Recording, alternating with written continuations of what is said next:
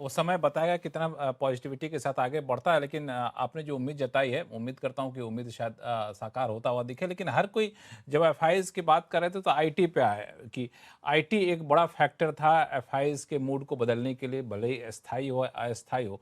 IT को लेकर क्या राय आप लोग रखते हैं? अनु सर, आपसे शुरुआत करूँ, चूँकि आईटी में हमने देखा कि आईटी इंडेक्स बॉटम से ठीक-ठाक ऊपर जा चुका है।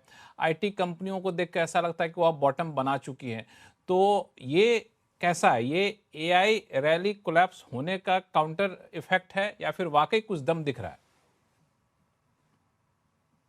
देखिए, एक बार के लिए तो आपको मानना होगा कि शायद आईटी का अब बॉटम बना है। लेकिन अभी ये जो रैली आई है, अभी तक ये रैली एक होप रैली रही है।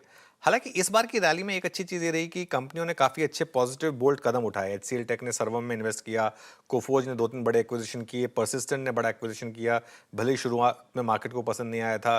टीसीएस ने काफ़ी पॉजिटिव चीज़ें कही, इन्फोसिस ने एक नए सीईओ का अनाउंसमेंट किया। तो एक सेंस तो बन रही है, ये कंपनियां एआई पर भी काफी काम कर रही हैं कि बॉटम बना है इन कंपनियों में। और एक हमने पॉजिटिव व्यू भी लिया था पिछले हफ्ते से निफ्टी आईटी पर।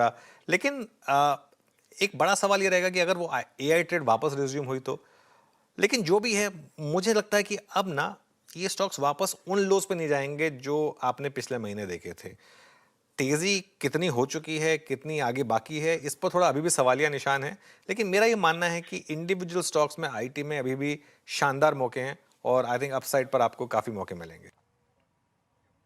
सुनील जी, एआई ट्रेड वापस से अगर रिज़्यूम हो गया, तो हमारे आईटी इंडस्ट्री सस्टेन करेगी कि फिर वापस से गिरना शुरू कर देगी?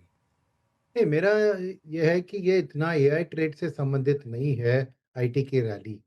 आईटी की रैली अपने ऊपर ही चली है कि करेक्शन बहुत ज़्यादा हुआ था और याद है आपको एक बहुत बड़ा गुगनहाइम करके एक अमेरिका में सेक्टर एनालिस्ट है, उन्होंने कहा कि ये जो current discounted cash flow models हैं, वो अज़्यूम कर रही है कि 5 साल के बाद आईटी बिज़नेस कंप्लीटली खत्म हो जाएगी और टर्मिनल वैल्यू को क्लोज़ टू ज़ीरो ले गया।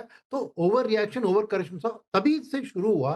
एक्सेंचर ऐसे यूएस बेस्ड सॉफ्टवेयर कंपनीज़ की राइज़ कि मॉडल ने ओवर करेक्ट किया, अभी वो रिवर्स कर रहा है उस ओवर करेक्शन को, नंबर 1।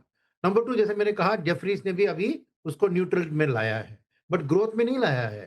तो ये एआई ट्रेंड में जो करेक्शन है, देखिए कोरिया को हटाइए, कोरिया की प्रॉब्लम्स है उनका ओवर लिवरेज्ड मार्केट, ओके? उसके कारण, ये नहीं मैं मान रहा हूँ कि उधर बहुत ज़्यादा एफआईएस पैसा निकाल रहे हैं इसलिए करेक्शन हुआ। वो अपने बल पर ही जो मार्जिन ट्रेडिंग का भयंकर विदाउट एनी कंट्रोल्स ले गए थे, उसका भी असर पड़ रहा है वहाँ पर, ओके?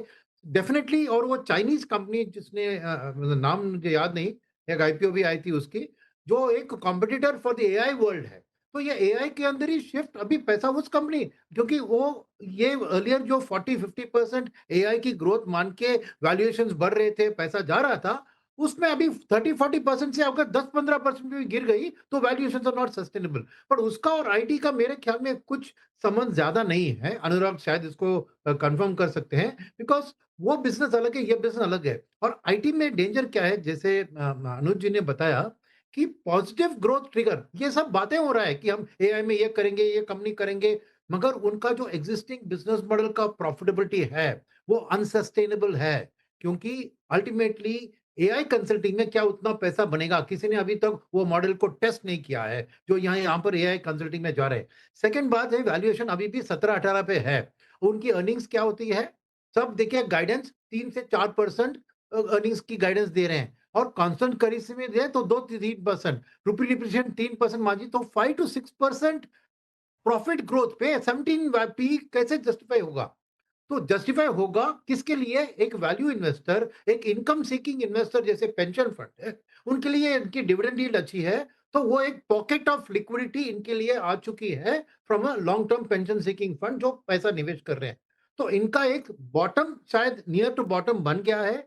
अभी भी मैं बॉटम नहीं कहूँगा, क्योंकि अगला जो एआई कंपनी एक बेसिक आईटी बिज़नेस को अगर खाने की एक अनाउंसमेंट करती है कि मैंने नया कुछ एआई डिस्कवर किया जिससे इनके बिज़नेस को और भी वाट लग सकती है, तो वापस एक करेक्शन भी आ सकता है।